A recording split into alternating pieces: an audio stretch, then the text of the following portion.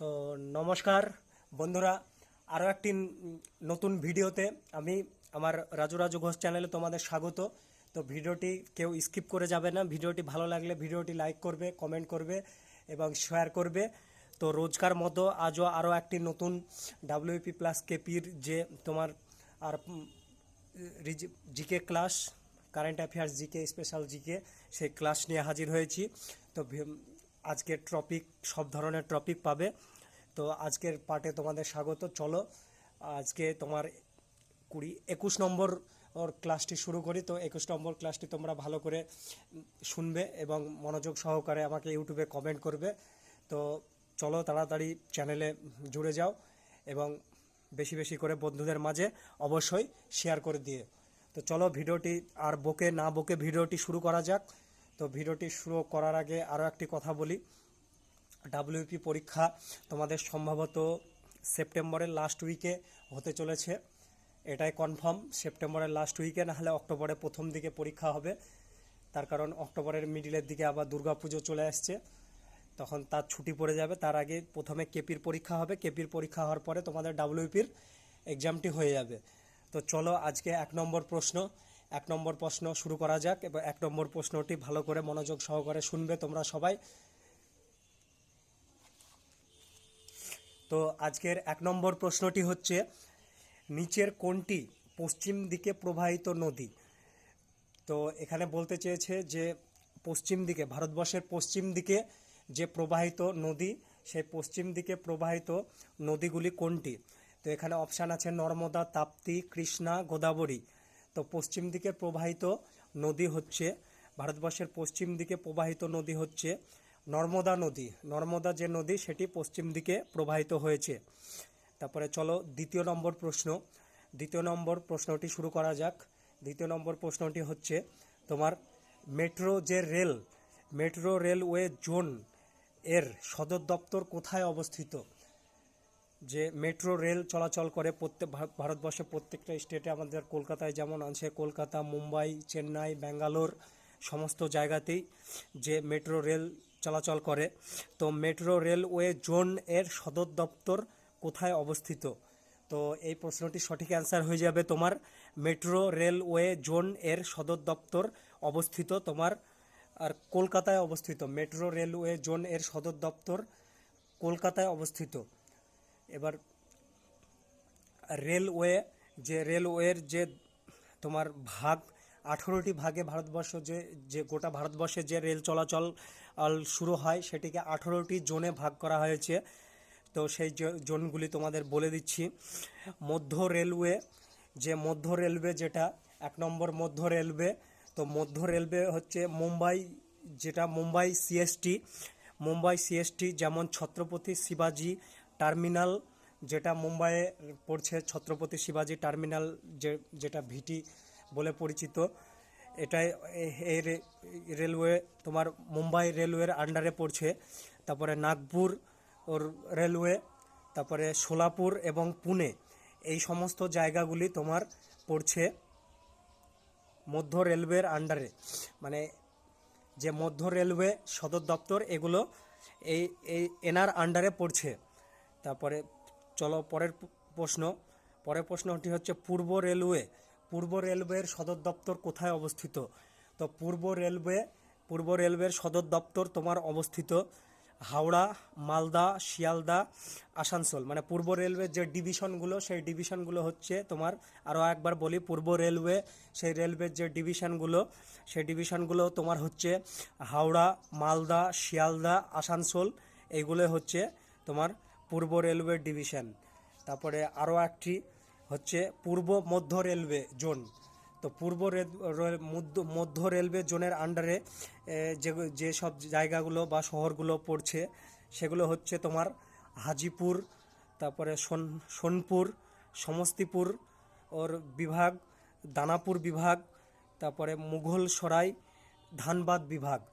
আরও একবার প্রশ্নটি রিপিট করি, পূর্ব মধ্য রেলওয়ে, সেই পূর্ব মধ্য রেলওয়ের আন্ডারে কি পড়ছে? তো মধ্য রেলওয়ে, সেই রেলওয়ের আন্ডারে পড়ছে তোমার হাজিপুর আর সোনপুর, সমস্তিপুর বিভাগ, তারপরে দানাপুর বিভাগ, তারপরে তোমার মুঘল সরাই ধানবাদ বিভাগ, এইগুলো সমস্ত তোমার পূর্ব মধ্য রেলওয়ের আন্ডারে পড়ছে। তারপরে নেক্সট প্রশ্ন হচ্ছে তোমার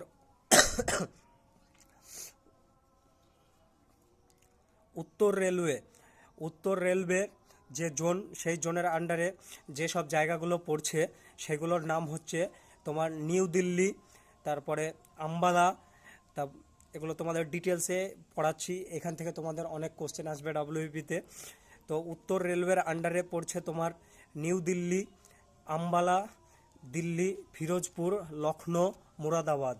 এই যে যে জোনগুলো বললাম, যে আন্ডারে যে জোনগুলো বললাম, এগুলো নিউ দিল্লি, আম্বালা, দিল্লি, ফিরোজপুর, লখনৌ, তারপরে মুরাদাবাদ, এগুলো সবই তোমার উত্তর রেলওয়ের আন্ডারে পড়ছে, মানে উত্তর রেলওয়ে জোনের আন্ডারে পড়ছে।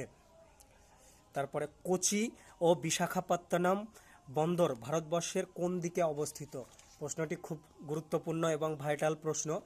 কোচি এবং বিশাখাপত্তনম যে বন্দর, কোচি এবং বিশাখাপত্তনম বন্দর ভারতবর্ষের কোন দিকে অবস্থিত? তো কোচি ও বিশাখাপত্তনম বন্দর যথাক্রমে পশ্চিম ও পূর্ব তটরেখা বরাবর অবস্থিত। যে পশ্চিম এবং পূর্ব তটরেখা আছে, সেই পশ্চিম এবং পূর্ব তটরেখা বরাবর অবস্থিত কোচি এবং বিশাখাপত্তনম বন্দর। তারপরে ভারতে, এর মধ্যে এই প্রশ্ন থেকে তোমাদের ডিটেলসগুলো বলে দিই। ভারতে মোট 13টি প্রধান বন্দর, মেজুয়ার সামুদ্রিক বন্দর রয়েছে। ভারতবর্ষে মোট 13টি মেজুয়ার সামুদ্রিক বিমানবন্দর রয়েছে। ভারতবর্ষে মোট 13টি মেজুয়ার সামুদ্রিক বিমানবন্দর রয়েছে। এছাড়াও তোমার প্রায় 200টিরও বেশি ক্ষুদ্র ছোট নানান ধরনের বিমানবন্দর রয়েছে। এই বন্দর রয়েছে। বড় ছোট মিলে সব থেকে বেশি বন্দর রয়েছে তোমার ভারতবর্ষের, সব থেকে বড় ছোট মিলে যে বেশি বন্দর রয়েছে সেটি হচ্ছে মহারাষ্ট্রের আন্ডারে পড়ছে। তারপরে তোমার 42টি বন্দর, 200টির বেশি বন্দর রয়েছে মহারাষ্ট্রে। এবং বড় ছোট মিলে সব থেকে বেশি বন্দর মহারাষ্ট্রের গুজরাটে 42টি বন্দর আছে। তারপরে তৃতীয় স্থানে আছে তোমার আন্দামান নিকোবর দ্বীপপুঞ্জ, সেখানে 23টি বন্দর আছে। আর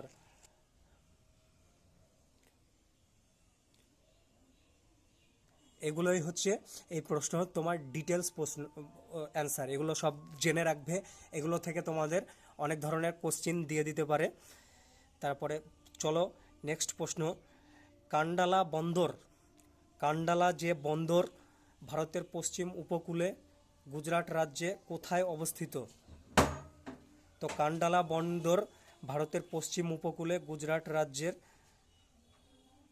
অবস্থিত। আরও একবার বলি প্রশ্নটি, কান্ডালা বন্দর ভারতের পশ্চিম উপকূলে গুজরাট রাজ্যে অবস্থিত। তারপরে কান্ডালা বন্দরের বর্তমান নাম কি, মানে কান্ডালা বন্দরের এখন নাম পাল্টে বর্তমান নাম কি রাখা হয়েছে?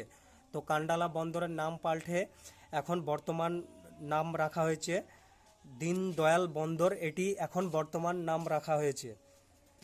তারপরে পরের প্রশ্ন হচ্ছে, দেশ বিভাগের সময় এই করাচি বন্দর বিকল্প বন্দর হিসাবে, মানে দেশ যখন ভাগ হয় সেই দেশ বিভাগের সময় করাচি যে বন্দর, সেই বন্দরে বিকল্প বন্দর হিসাবে এই কান্ডালা বন্দরকে গড়ে তোলা হয়েছে। মানে দেশ ভাগ হওয়ার পরে এই কান্ডালা বন্দর হচ্ছে সবথেকে ভারতবর্ষের বড় বন্দর নামে পরিচিতি লাভ করেছে। তারপরে মুম্বাই বন্দর, মর্মগাঁও বন্দর, এগুলো হচ্ছে আরও সব বন্দর। তারপরে নিউ ম্যাঙ্গালোর বন্দরগুলোর নাম তোমরা মনে রাখবে। তারপরে চেন্নাই বন্দর, নিউ তুতুকুড়িন বন্দর, তারপরে ভিপি বন্দর ইত্যাদি।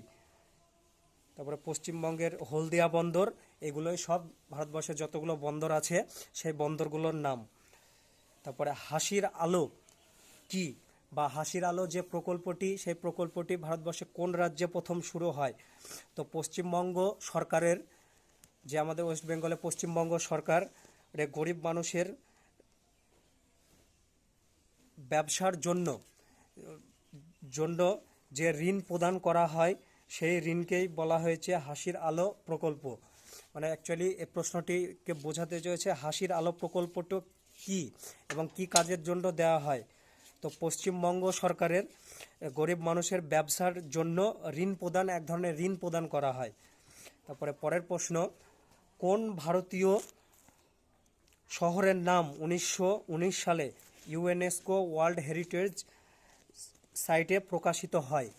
তো এটা হচ্ছে তোমার, আরও একবার বলি প্রশ্নটি, কোন ভারতীয় শহরের নাম অনুসারে 1919 সালে ইউএনএসওর ওয়ার্ল্ড হেরিটেজ সাইটে প্রকাশিত করা হয়েছে?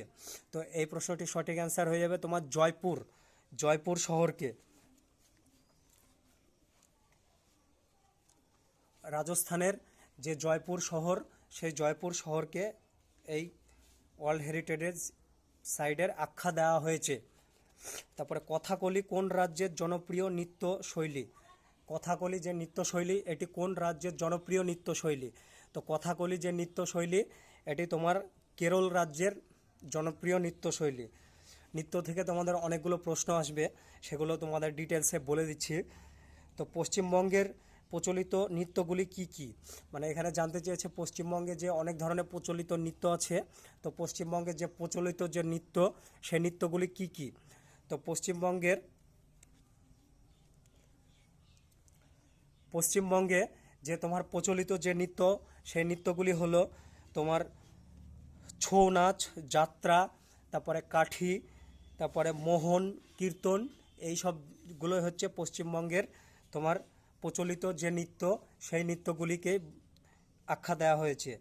তারপরে পরের টপিক হচ্ছে জম্মু কাশ্মীর রাজ্যের প্রচলিত নৃত্যগুলি কি কি? মানে জম্মু কাশ্মীর রাজ্যেও যে প্রচলিত আলাদা আলাদা নৃত্য আছে, সেই নৃত্যগুলি কি কি?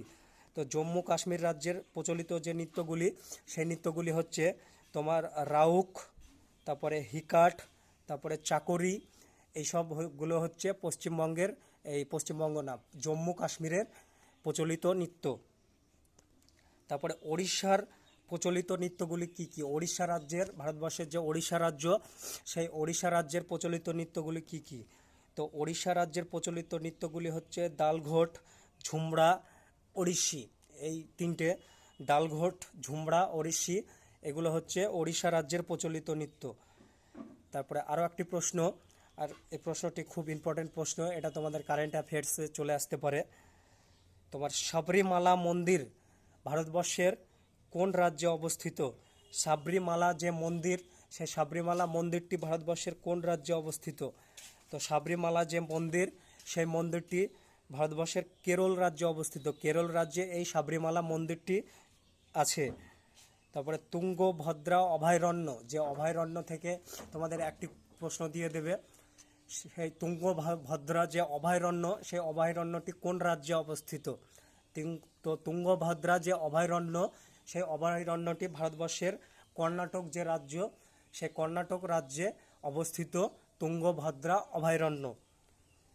তারপরে কোন দেশের জনসংখ্যা পৃথিবীর সব থেকে কম? আরও একটি খুব গুরুত্বপূর্ণ প্রশ্নটি হচ্ছে তোমার কোন দেশের যে জনসংখ্যা, সেই জনসংখ্যা পৃথিবীর সব থেকে কম? তো এই প্রশ্নটির সঠিক অ্যান্সার হয়ে যাবে ভ্যাটিকান সিটি নামক একটি দেশ, সেই দেশের জনসংখ্যা পৃথিবীর সব থেকে কম জনসংখ্যা। এই প্রশ্নটি গুরুত্বপূর্ণ প্রশ্ন, এটা তোমাদের সাধারণ যে জিকে, সেই জিকে থেকে আমি তুলে ধরেছি। এই ধরনের প্রশ্ন তোমাদের অনেক সময় এক্সামে দিয়ে দেয়। তারপরে আরও একটি প্রশ্ন, নিম্নলিখিত কোন গ্রহ দুটি, এটা তোমাদের ভূগোল থেকে প্রশ্ন, নিম্নলিখিত কোন গ্রহ দুটি পৃথিবী অপেক্ষা সূর্যের নিকটে অবস্থিত? আরও একবার প্রশ্নটি রিপিট করি, নিম্নলিখিত কোন গ্রহ দুটি পৃথিবী অপেক্ষা সূর্যের নিকটে অবস্থিত? মানে পৃথিবী থেকে সূর্যের খুব কাছে অবস্থিত কোন কোন গ্রহ, সেই গ্রহগুলি জানতে চেয়েছে। তো নিম্নলিখিত গ্রহ দুটি পৃথিবী অপেক্ষা সূর্যের কাছাকাছি অবস্থিত হচ্ছে শুক্র এবং বুধ, এই গ্রহ দুটি সূর্যের খুব নিকটে অবস্থিত বা সূর্যের খুব কাছাকাছি অবস্থিত। তারপরে আজকের লাস্ট প্রশ্ন, লিনিং টাওয়ার অফ পিসা সেটি কোথায় অবস্থিত? আরও একবার প্রশ্নটি, লিনিং টাওয়ার অফ পিসা এটি মানে কোন দেশে, পৃথিবীর কোন দেশে অবস্থিত? তো এটা তোমার ইটালি যে দেশ, সেই ইটালি দেশে লিনিং টাওয়ার অফ পিসা এটি অবস্থিত। তারপরে লাস্ট প্রশ্ন, সমুদ্র জল সংকীর্ণ খাল দিয়ে আংশিক বা সম্পূর্ণরূপে